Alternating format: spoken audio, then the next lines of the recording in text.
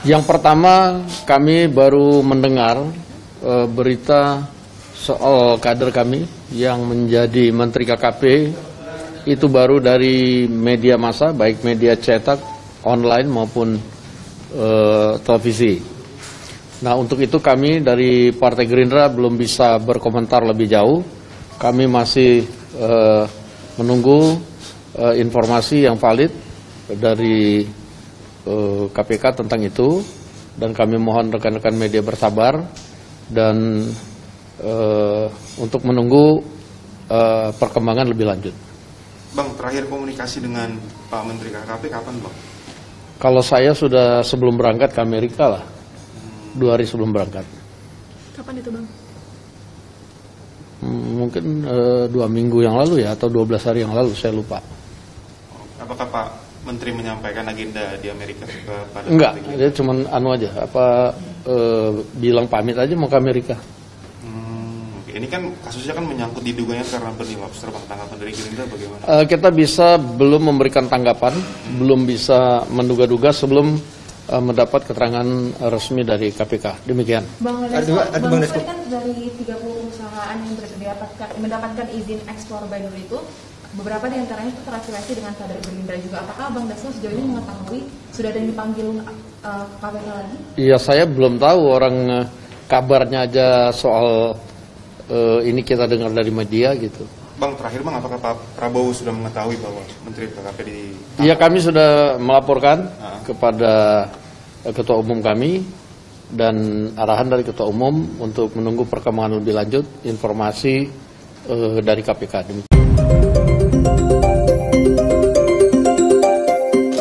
Banyak hal.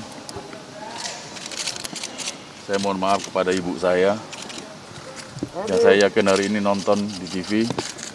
Saya mohon dalam usianya yang sudah sepuh ini beliau tetap kuat.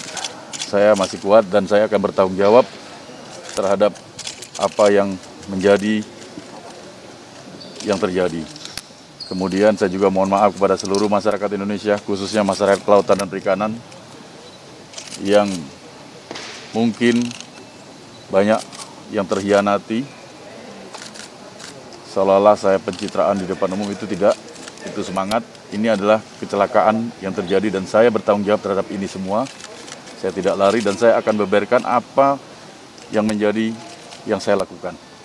Dan ini tanggung jawab penuh saya kepada dunia dan akhirat. Saya terima kasih kepada teman-teman media yang sabar ini, dan saya akan jalani pemeriksaan ini insya Allah dengan tetap sehat. Mohon doa dari teman-teman. Ini saja, saya juga mohon maaf kepada seluruh keluarga besar partai saya. Saya dengan ini akan mengundurkan diri sebagai Wakil Ketua Umum.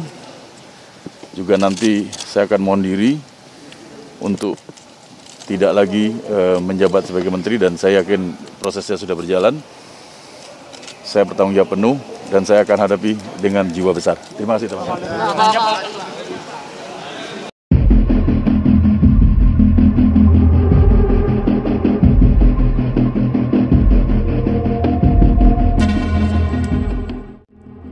Sementara itu, dalam acara diskusi yang sama, politisi PDIP Adian Apitupulu menilai caleg PDIP yang kini buron di luar negeri. Harun Masiku adalah korban dan bukan pelaku suap. Menurut Adian, Harun hanya ingin menagih haknya yang sudah diputuskan oleh partai bahwa ia akan masuk ke DPR berdasarkan keputusan Mahkamah Agung tentang peralihan suara caleg yang meninggal.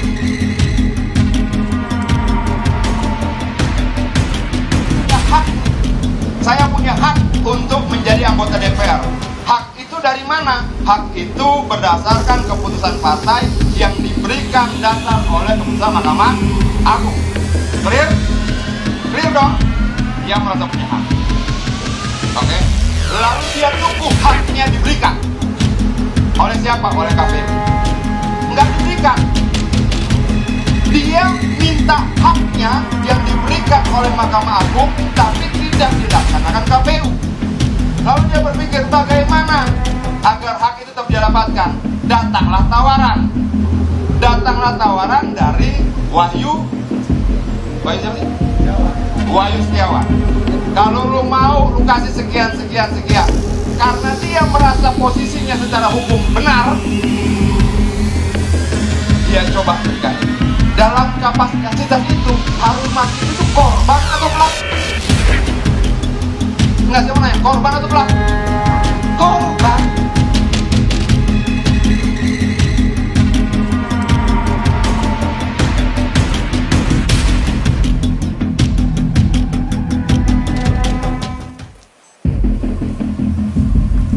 Harun Masiku, kader PDIP yang dinyatakan sebagai tersangka kasus suap Komisioner KPU Wahyu Setiawan, hingga kini keberadaannya masih misterius.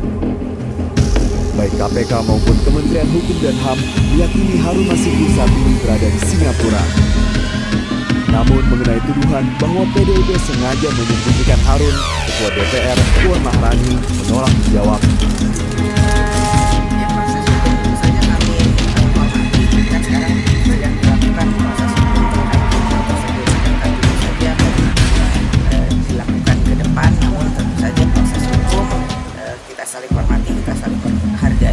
Tanpa kemudian melewati batas-batas yang ada. Apakah Harun Masiku itu disembunyikan oleh PDIP? Karena dari sistem itu tanyanya ke partai PDI Perjuangan dan Ketua DPR. Sementara itu, Ketua Komisi Pemberantasan Korupsi, Firly Bahuri, memastikan mantan caleg PDIP yang menjadi tersangka dalam kasus penetapan pergantian antar waktu anggota DPR RI periode 2019-2024, Harun Masiku, telah masuk daftar pencarian orang. Meski demikian, Firly tidak menjelaskan sejak kapan Harun masuk DPO.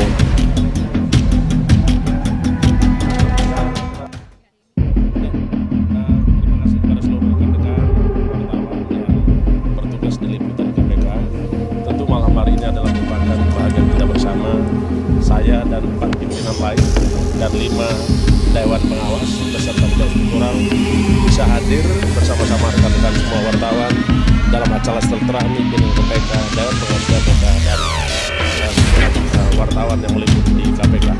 Tujuannya adalah satu, bahwa kita untuk mewujudkan tujuan bangsa itu, saya tahu persis bahwa rekan-rekan wartawan sudah besar, terutama tidak hanya sekedar memberikan informasi. Lebih lanjut, Firly pun enggan menanggapi temuan media sosial dugaan keberadaan tersangka kasus suap KPU Harun Masiku. Berdasarkan CCTV, polisi PDIP tersebut berada di Bandara Soekarno-Hatta sehari sebelum dilaksanakan operasi tangkap tangan. Tim Liputan CNN Indonesia.